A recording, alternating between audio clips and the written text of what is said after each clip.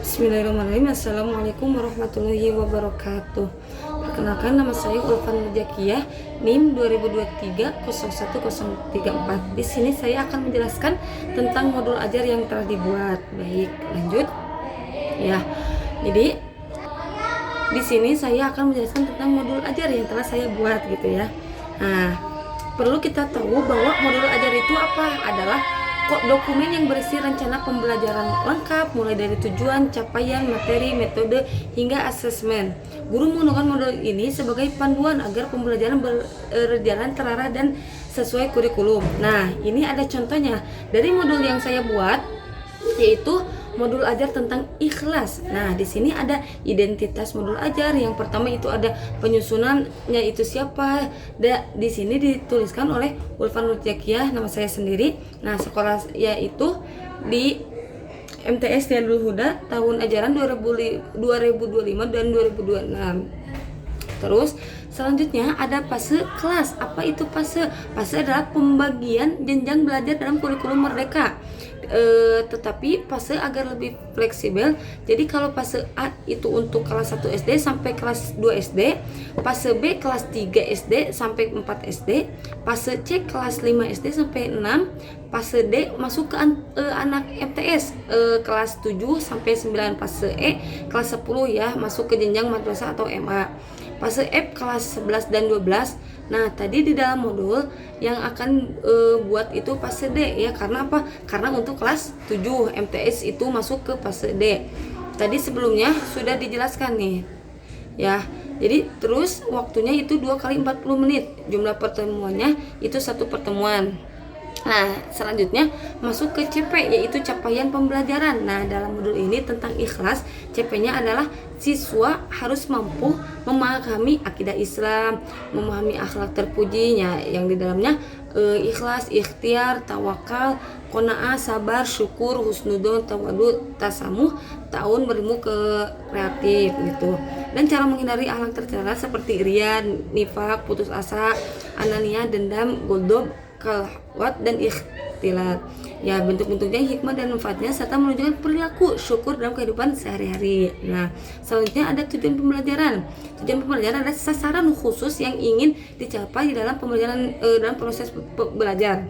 Dalam modul ini tujuan pembelajaran adalah menjelaskan pengertian ikhlas, dampak positif ikhlas, contoh ikhlas dalam sehari-hari gimana, dan membiasakan diri bersikap ikhlas, dan menganalisis konsep ikhlas sebagai puncak kemurnian cinta dalam beramal, dan membuat proyek reflektif serta menunjukkan dalil nakli. Nah, selanjutnya adalah kata kunci. Nah, kata kunci ini adalah istilahnya penting yang menjadi fokus materi: ikhlas, istiqomah, taat, taubat, niat, dan juga akhlak. Nah, selanjutnya ada profil pelajaran Pancasila dalam kurikulum Merdeka.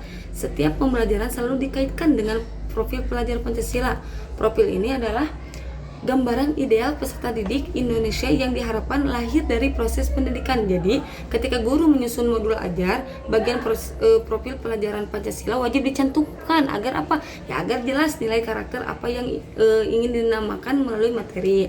Nah, pada modul ini tentang ikhlas ini mengandung maksud bahwa sebesar apapun amal seseorang, tetapi kalau tidak diniatkan dengan hati yang ikhlas, maka amal yang dilakukannya tidak berubah, tidak berbuah pahala sedikit pun atau akan sia-sia. Terus sarana prasarananya, alat dan fasilitas yang mendukung pembelajaran. Dalam modul ini sarana yang digunakan antara lain ada laptop, komputer, papan tulis, spidol, buku akidah akhlak, PPT tentang materi ikhlas. Nah, selanjutnya ada target peserta didik, yaitu regular atau tipikal. Artinya modul ini disusun untuk siswa dengan kondisi umum atau tipikal, yaitu siswa reguler yang tidak memiliki kebutuhan khusus. Jadi, pembelajaran dirancang untuk mayoritas siswa dengan kemampuan rata-rata jenjangnya. Terus, metode pembelajaran adalah cara guru menyampaikan materinya gimana. Dalam modul ini digunakan dengan ada diskusi, studi kasus, bermain peran, ceramah, interaktif, penugasan, proyek gitu. Ada juga mode pembelajaran. Di sini disebut tetap muka, harus tetap muka ya. Artinya proses belajar dilakukan langsung di kelas, guru dan siswa hadir semuanya. Tuh ada juga asesmen. cara menilai hasil belajar siswanya ada 2 bentuk, yaitu individu dengan tes tertulis, menghafal, dan presentasi di kelas. Sedangkan untuk kelompok itu dengan diskusi kelompok seperti pada umumnya. Terus materi ajarnya, isi pokok yang dipelajari tentang ikhlas yaitu pengertian ikhlas, contoh, dampaknya, membiasakan ikhlas. Nah, semua ini menjadi bahan utama yang harus dipahami oleh siswa. Selanjutnya dalam modul ini ada langkah-langkah pembelajaran. Nah, ada urutan kegiatan pembelajaran pada pertemuan pertama dengan materi ikhlas. Submaterinya mencakup pengertian ikhlas, sifat, menyebutkan contoh, menyebutkan dampak positif sifat ikhlas secara mencari kisah-kisah yang berkaitan dengan dampak positif dari perilaku ikhlas dalam fenomena kehidupan. Nah, selanjutnya ada kompetensi awal yang mana peserta didik harus mampu. Nah, yang pertama menyadari pentingnya sifat ikhlas sebagai bagian dari pengambilan diri dan kedekatan kepada Allah Subhanahu wa taala. Yang kedua, meaningful, menganalisis konsep, dalil, dan dampak positif dari keempat sifat tersebut serta mengaitkannya dengan pengalaman hidup nyata. Yang ketiga, joyful, mengomunikasikan contoh kisah yang menginspirasi tentang ikhlas dalam kehidupan dengan cara kreatif dan menyenangkan. Nah, selanjutnya ada indikator pencapaian. Peserta didik dapat menjelaskan pengertian sifat ikhlas dengan penuh kesadaran akan makna spiritualnya. Yang kedua, menunjukkan contohnya nih, bagaimana contohnya perilaku tersebut dalam kehidupan sehari-hari dan memahami dampak positifnya bagi diri sendiri dan orang lain. Yang ketiga, menyebutkan dampak positif dari sifat-sifat tersebut melalui kegiatan yang menyenangkan seperti permainan kata, drama singkat, atau storytelling. Yang keempat, mencari dan menceritakan kisah nyata atau fiksi yang menggambarkan dampak positif dari ikhlas, kemudian membagikannya di kelas dengan media kreatif seperti poster, video singkat, atau komik sederhana. Nah, jadi tujuan pembelajarnya mencakup peserta didik harus mampu menumbuhkan akidah dengan kesadaran penuh melalui pengetahuan, penghayatan, pengalaman, memahami dan mengintegrasi nilai-nilai ikhlas, menyampaikan dan mempraktikkan ajaran akidah Islam dan lain-lain. Terus ada pertanyaan pemantik. Nah, di dalam modul ini disesuaikan dengan materi dalam buku pelajaran. Selanjutnya ada kesiapan materi, asesmen, persiapan belajar dituliskan dalam modul.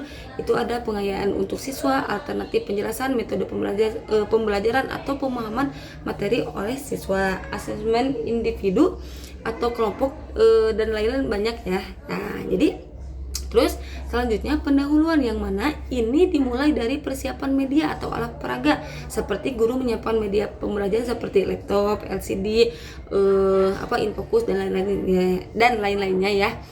Jadi setelah disiapkan medianya, lalu masuklah ke pembukuan kelas. Ya, guru membuka pelajaran dengan salam, mengajak dulu peserta didik berdoa sesuai keyakinan masing-masing, terus memeriksa kehadiran, kerapian, dan posisi duduk siswa harus rapi, serta mengajak siswa juga duduk dengan posisi nyaman dan fokus, atau bisa juga tes konsentrasi dulu ya, seperti it's breaking agar murid bisa fokus gitu. Selanjutnya pemberian motivasi dan tujuan pembelajaran. Seorang guru harus memberikan motivasi yang mengaitkan materi dengan kehidupan sehari-hari siswa, menyampaikan cakupan materi, tujuan pembelajaran, dan gambaran kegiatan yang akan dilakukan, serta menjelaskan lingkup dan teknik penilaian yang akan digunakan. Nah, selanjutnya pengelompokan peserta didik, yaitu mengondisikan peserta didik untuk duduk sesuai kelompok menggunakan metode yang menyenangkan gitu.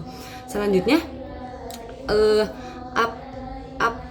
persepsi, yaitu guru bertanya mengenai pengalaman belajar sebelumnya, bagian mana nih yang paling mengesankan. Lalu guru mendorong siswa mengaitkan pembahasan dengan pengalaman atau peristiwa dalam kehidupan mereka.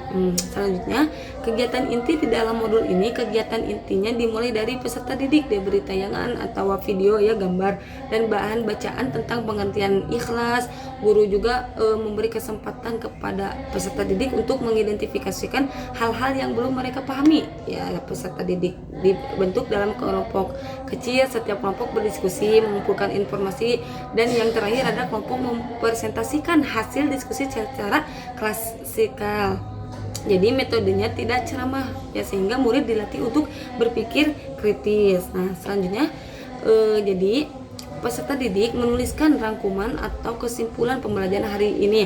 Guru menyampaikan juga kesimpulan inti pembelajaran. Lalu guru memberi apresiasi terhadap usaha dan partisipasi siswa baik secara individu maupun kelompok. Nah, kegiatan diakhiri dengan it's breaking ringan, tepuk semangat atau doa bersama agar siswa meninggalkan kelas dengan perasaan gembira dan termotivasi. Setelah itu masuk ke refleksi guru terhadap peserta didik atau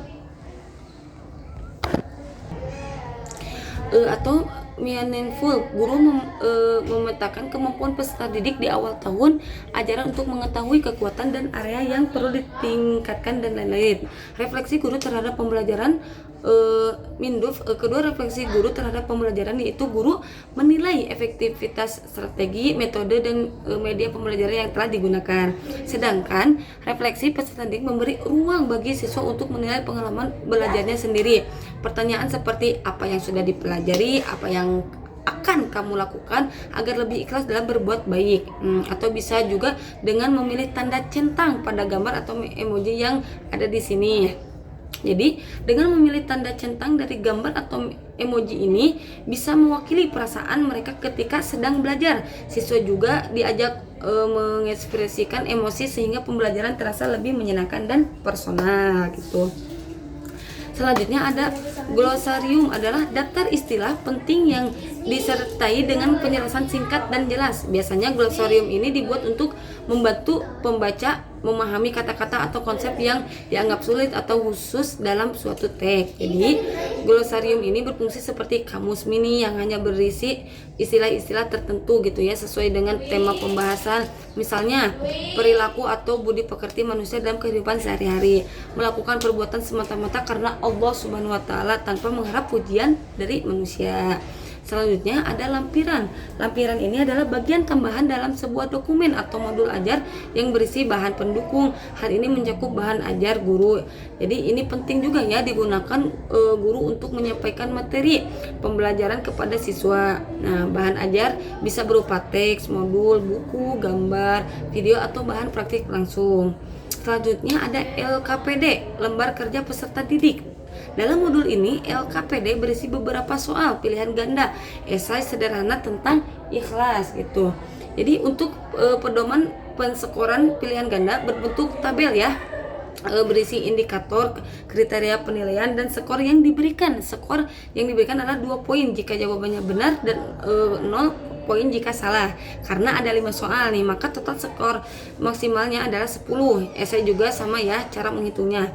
Nah, selanjutnya ada rubrik penilaian esai, adalah pedoman atau acuan yang digunakan guru untuk menilai jawaban siswa secara objektif. Rubrik biasanya berbentuk tabel yang berisi indikator soal, kriteria penilaian dan skor yang diberikan. Skor yang diberikan adalah 4 poin jika jawaban lengkap, tepat dan sistematis. Nah, 3 poin ini jika jawaban benar tetapi kurang lengkap, 2 poin jika jawaban sebagian benar, 1 poin jika jawaban kurang tepat dan 0 jika tidak menjawab, ya tidak menjawab gitu. Nah, selanjutnya ada pengolahan nilai pilihan ganda 40%, nilai PG skor PG tambah 10 kali 40, nilai esai 60%, nilai esai juga skor esai tambah 20 kali 60. Jadi nilai akhir nilai PG ditambah nilai esai gitu.